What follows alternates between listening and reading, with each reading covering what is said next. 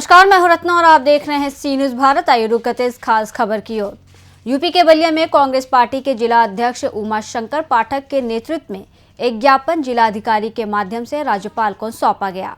ज्ञापन में प्रयागराज कुंभ मेले में खोए हुए लोगों की सूची उपलब्ध कराने और 29 जनवरी को मौनी अमावस्या के दिन हुई दुर्घटना में मृत व्यक्तियों के आंकड़ों को सही जनता के सामने प्रस्तुत करने की मांग की गई। कांग्रेस जिला अध्यक्ष उमा शंकर पाठक ने आरोप लगाया कि कुंभ मेले के पार्किंग क्षेत्र में कई गाड़ियां ऐसी खड़ी हैं जिनके मालिकों का कोई पता नहीं चल सका है। इसके साथ ही सरकार द्वारा केवल 30 मृतकों के आंकड़े जारी किए गए हैं और घोर निंदनीय बताते हुए पाठक ने कहा है कि इस आंकड़े में कई अनदेखे मामले हैं।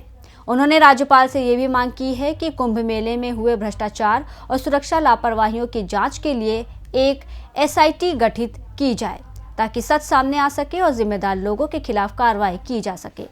दर्शन आप लोग कर रहे थे, क्या वजह रही कि आज लोग अभी DM कार्यालय पे आए, यहाँ पत्र दिए हैं, क्या वजह है? मौनी अमावस्या के दिन 29 तारीख को रात करीब 1:30 बजे वहाँ घटना हो गया। उस घटने में बहुत से लोग जो है मृत्यु हो गई, बहुत लोग घायल हो गए और आज तक पीड़ित परिवार दर दर भटक रहा है। और ये सरकार जो है मृत परिवार को आज तक ये सरकार बताने में विफल है कि कितने जो है उत्तर प्रदेश में और पूरे देश की संख्या मरने वालों में कितना है, ये लोग आज तक आंकड़ा नहीं दे पाए। कहाँ पे घटना हुई थी? ये प्रयागराज में कुंभ स्नान के दिन 29 तारीख को जो मौनी अमावस्या था उस दिन ये घटना हुआ था। और ये सरकार अभी जितने घटना उस दिन हुआ था, जितने लोग मृत्यु हुए थे, ये सरकार जो है संख्या बताने में विफल है कि कितने लोग मृत्यु हुआ और कितने लोग घायल। क्या लगता है सत्ता पक्ष के लोगों का कहना है कि राजनीति नहीं करनी चाहिए? संख्या में क्या फर्क है, कितना अंतर है? देखिए, एक छोटा सा जिला बलिया जनपद है जिसमें 5 लोग मृत्यु हुए हैं और इनसे बड़े जिला और जनपदों में है। तो इससे मैं अनुमान लगाता हूं कि कम से कम वहां मृत्यु हुआ होगा 10,000 से कम नहीं। 10,000 लोग मारे गए। सरकार क्या कह रही है? सरकार बताने में विफल है। अभी तक सरकार जो है बता ही नहीं पाई। सरकार ने जो आंकड़ा जारी है, सरकारी आंकड़ा कितने का है? अभी सरकारी आंकड़ा तो 100 नहीं पार किया है। 30 या 35 जो है सरकार बताने पर। आप किस आधार पर कह सकते हैं कि अधिक मृत्यु हुई है? जो वहाँ के लोगों ने एक चैनल के माध्यम से हमें जो है, मैंने एक 09 जो एक चैनल था, वो हमारे मित्र जो है जा करके देखने के लिए जा रहे हैं तो उनको रोका जा रहा है।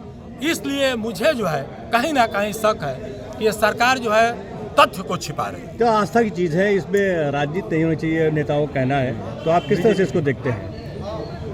राजनीति दूसरी शब्द है।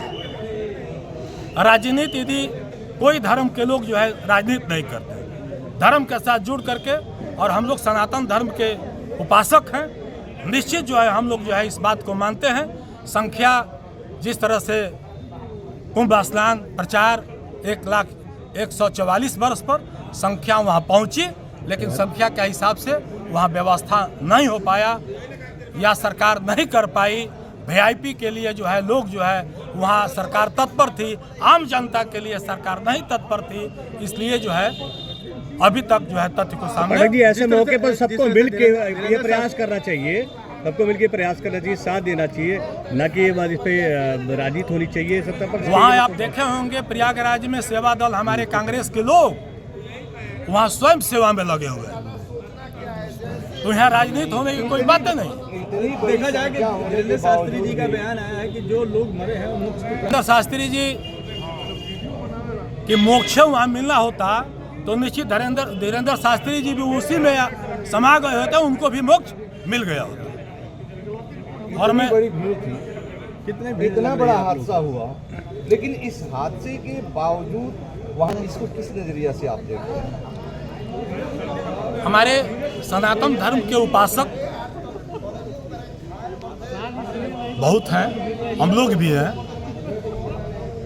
और यदि घटना को जिस तरह से छुपाया गया, लोग जो है लगातार यदि सामने आ गया होता तो निश्चित स्नान जो है कुछ घंटे कुछ दिन के लिए रुक गया होता। महाकुंभ में आस्था की डुबकी लगाने लोगों के साथ ये हादसा हो गया, तो कैसे?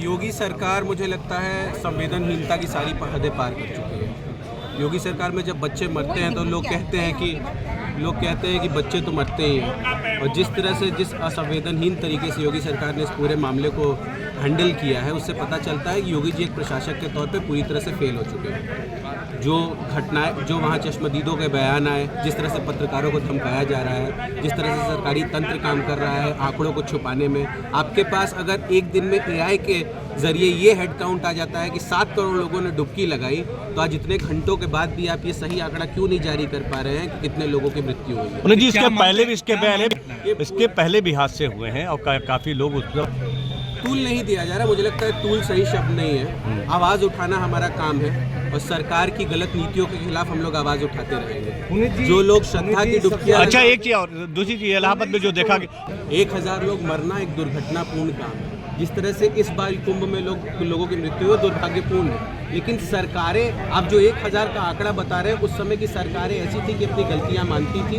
अपनी गलतियों को स्वीकार करती थी, अपने फेलियर को स्वीकार करती थी। योगी जी ने जिस तरह से कुंभ को हैंडल किया, वहाँ सिर्फ यूपी पुलिस से काम लिया, रिजर्व पुलिस फोर्स, CRPF तमाम वहाँ पे लगी हुई है, लेकिन किसी से काम नहीं लिया। आप लोग तमाम चैनलों के माध्यम से, चश्मदीदों के माध्यम से जब आप वहाँ जाएंगे, लोगों से बात करेंगे, उनकी अपनी आप बीती सुनेंगे, तो आपको पता चलेगा कि किस तरह से राजनीतिक और सिस्टम का फेलियर, योगी जी एक प्रशासक के तौर पे किस तरह से इस कुंभ को चलाने में, संभालने में नाकाम रहे हैं। उसकी जीती जाती तस्वीर ये कुंभ है। पाठक जी, जो जिस राजस्थान में अतिथियों को देवता माना जाता है, और इलाहाबाद या प्रयागराज जो आप कहना चाहें, वहाँ के लोग भी इसी देश के लोग हैं।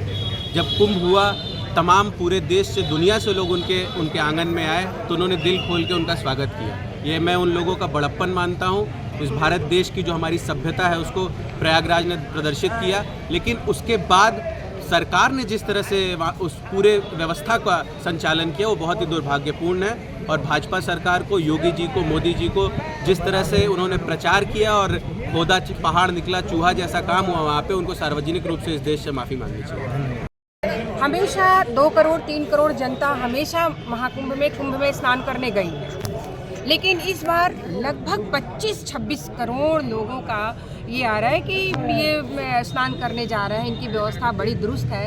तो जहाँ 2-3 करोड़ लोगों की व्यवस्था होती थी, वहाँ 25 करोड़ लोग जब लोग आ जाएंगे तो वहाँ जगह कहाँ रहेगी कि हम उनकी व्यवस्था उचित तरीके से करेंगे? ये तो सरकार की कमज़ोरी है, या फिर अपना वाहवाही लूटने वाला एक प्रयास है कि हम इतने लोगों को ट्रेन फ्री करके और हम ले जाएंगे, स्नान कराएंगे, और इस बहाने से ये धर्म में राजनीति को कर रहे हैं कि हम इसी बहाने जो है अगले चुनाव का जो है हम बिगुल बजाएंगे। और यही पर्पस था और यही वजह थी कि इतनी दुर्व्यवस्था वहाँ आई है। रहा VIPs का, तो VIPs तो हमेशा हमारे देश में अंग्रेज चले गए, लेकिन VIPs को छोड़ गए, एक मानसिकता छोड़ गए हैं। मतलब आप मानते हैं कि VIP कल्चर की वजह से ऐसा हुआ है?